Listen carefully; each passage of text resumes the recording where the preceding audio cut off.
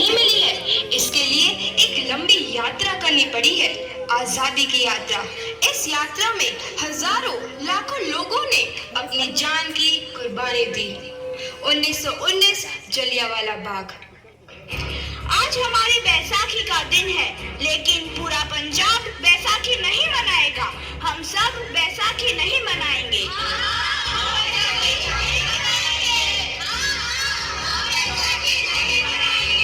जब तक हम अंग्रेजों को भारत से बाहर नहीं निकाल देते, पूरा पंजाब बैसाखी नहीं मनाएगा। अच्छा, तो तुम सब हमारा विरोध करता है, भाग जाओ यहाँ से, इसका अंजाम बहुत ही बुरा होगा। हम नहीं जाएंगे, तुम लोग जाओगे, हमें नहीं, तुमको भारत से भागना होगा। Soldiers fire!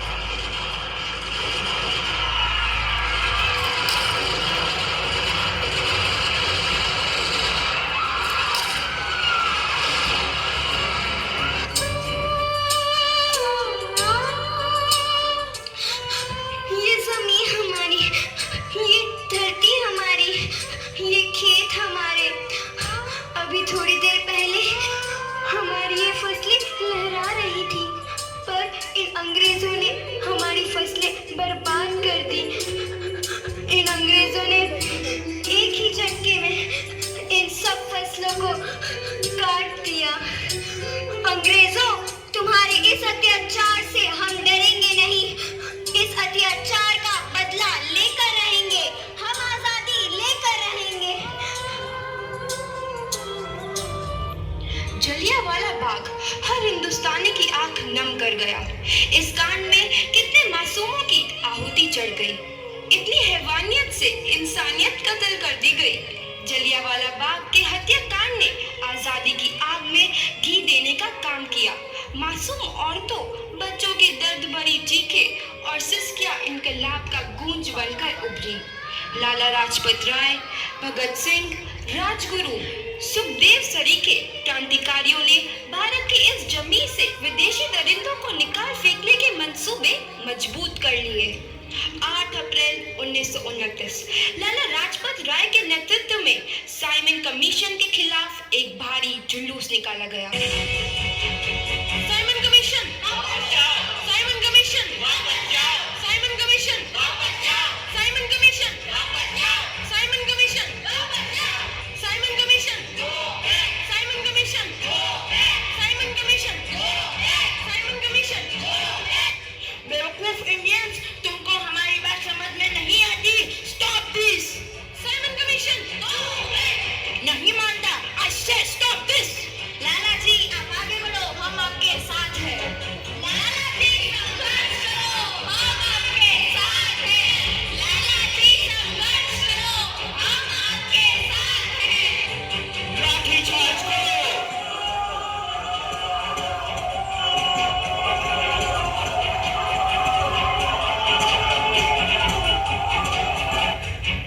लाला जी को तो बहुत गहरी चोट लगी है, उनका सर फट गया है।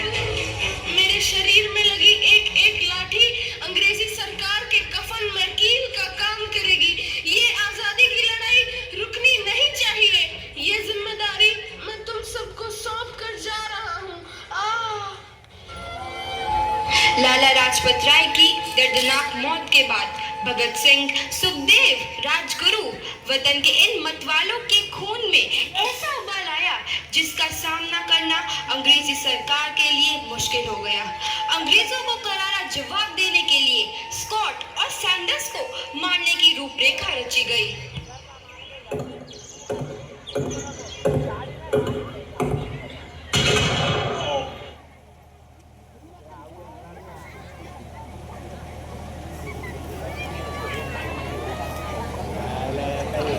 दीवारों पर लिखा था, लाला जी की मौत का बदला ले लिया गया है। भगत सिंह समेत सभी वहां से फरार हो गए। 8 अप्रैल 1929 दिल्ली में ब्रिटिश सरकार की सेंट्रल लेजिस्लेटिव असेंबली की बैठक में 2 बम धमाके की आवाज सुनाई दी।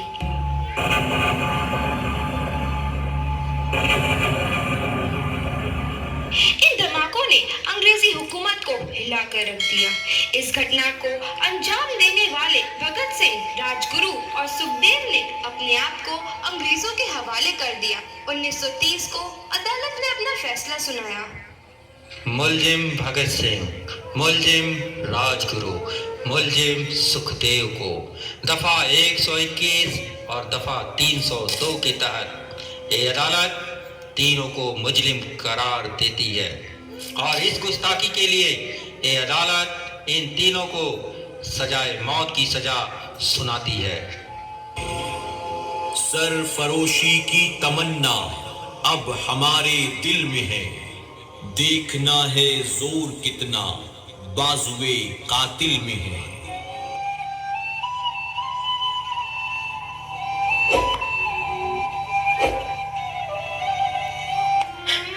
पुत्र की हाल है तेरा। मैं चंगा हूँ माँ, फिक्र करने की कोई गल नहीं। पुत्र, मेरा दिल तेरी तरह पत्थर दिल नहीं होगा। तेरी ये गला सुन के मेरा कलेजा फटे जा रहा है। माँ, मेरा दिल कोई पत्थर जैसा नहीं है, एक वतन परस्त का दिल है जो मेरे देश प्रेम के जज्बे को ताकत देता है। बेटा, मेरा लाल। माँ, आज मेरी तपस्या पूरी होने जा रही है। जे तू रोई तो मैंने तकलीफ होई। सोच, तेरा पुत्र आज शादी करने वास्ते जा रहा है। फर्क केवल इतना है, वो घोड़ी पर नहीं फांसी पर चढ़ने वास्ते जा रहा है।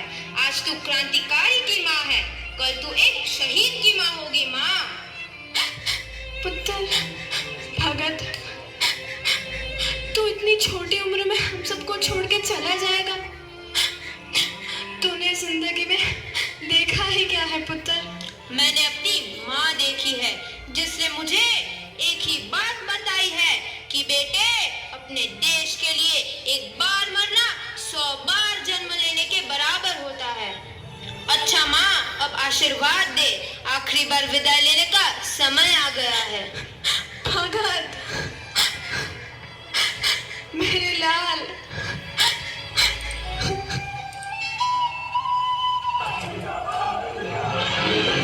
भगत सिंह, तुम्हारी कोई आखिरी ख्वाहिश?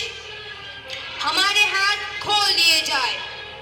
हम तीनों दोस्त एक दूसरे से गले मिलना चाहते हैं। उनके हाथ खोल दिए जाए।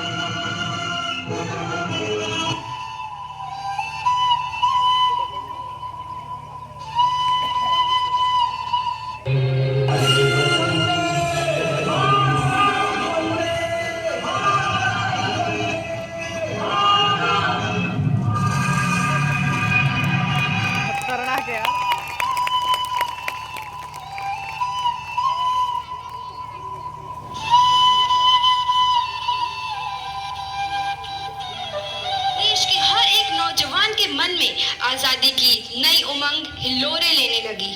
अंग्रेजों भारत छोड़ो का नारा जोर पकड़ रहा था। सबने एक आजाद भारत का सपना देखना आरंभ कर दिया था।